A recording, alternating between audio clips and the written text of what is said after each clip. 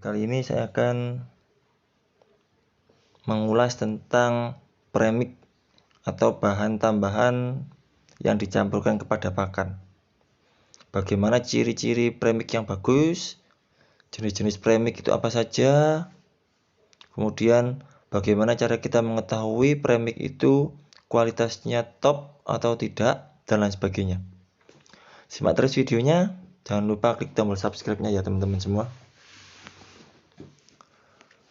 Di pasaran premix itu sangat banyak, mulai dari yang terkenal sampai yang tidak terkenal, bahkan banyak juga yang mencoba-coba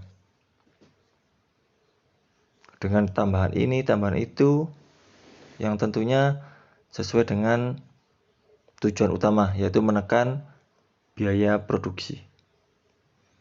Padahal premix ini sendiri, kalau saya pribadi, ini tidak wajib. Kenapa seperti itu? Simak terus ya. Jangan lupa subscribe-nya ya. Premix secara umum artinya adalah pre dan mix. Pre itu sebelum, mix itu dicampur. Jadi premix ini dicampur ke pakan, maksudnya di jagung, konsentrat, dan katul, campurannya itu ya. Itu sebelumnya itu, sebelum dicampur itu namanya premix. Kalau sudah dicampur jagung, konsentrat, dan katul, itu sudah bukan premix lagi. Itu masuk fat additive dan bahasa gampangnya pakan imbuhan dan pakan pelengkap, bukan premix lagi, karena premix itu sebelum dicampurkan ke satu adunan atau satu takaran pakan ya. Premix sendiri ini harus memiliki beberapa syarat ya. Yang pertama, sebelum premix ini, sebelum dicampur dengan bahan baku pakan dalam jumlah banyak, maka premix dalam dosis kecil, khususnya yang tulisannya HC, high concentrate, yang harganya mahal, cuman pemakainya sedikit, maka perlu diperbanyak dulu volumenya menjadi 2-4 kali lipat ya, supaya bisa tercampur rata atau homogen.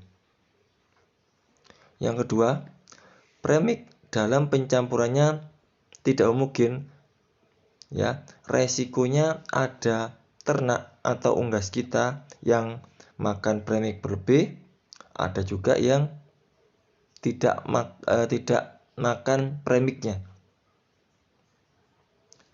yang ujung-ujungnya performa produksi tidak baik, bahkan terjadi kanibal, karena kan di premix itu ada kalsium, ada vitamin, dan lain sebagainya.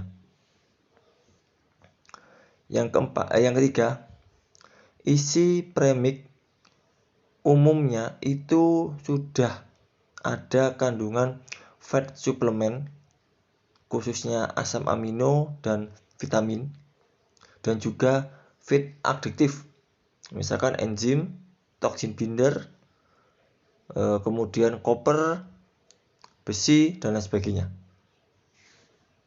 Yang keempat,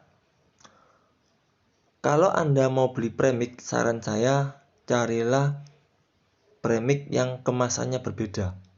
Artinya premix vitamin sendiri, premix mineral sendiri, atau enzim sendiri, toksin binder sendiri.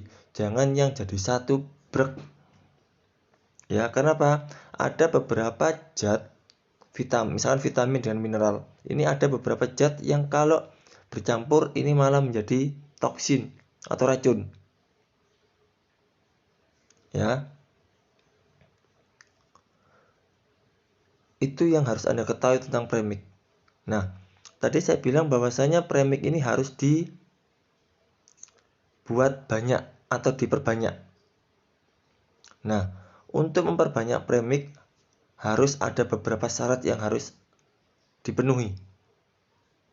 Yang pertama, ya, ukurannya ya, itu harus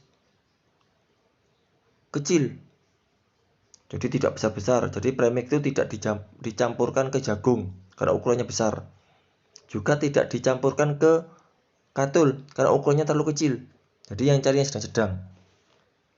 Ya. Yang kedua, setelah premix dicampurkan ke bahan tersebut, ini tidak terjadi penggumpalan. Kayak misalkan kita membasahi pakan. Kemudian pakan itu kan menggumpal. Nah, premix bahan untuk pengencer premix itu tidak boleh menggumpal. Yang ketiga, bahan premix ini mudah didapat dan kontinu. Ya. Nomor 4, tidak antagonis atau merusak kandungan premix. Kelima, untuk premix yang dijual secara massal perlu tambahan bahan pengawet. Ya, yang tentunya bahannya tidak berbahaya dan juga tidak beracun. Ya.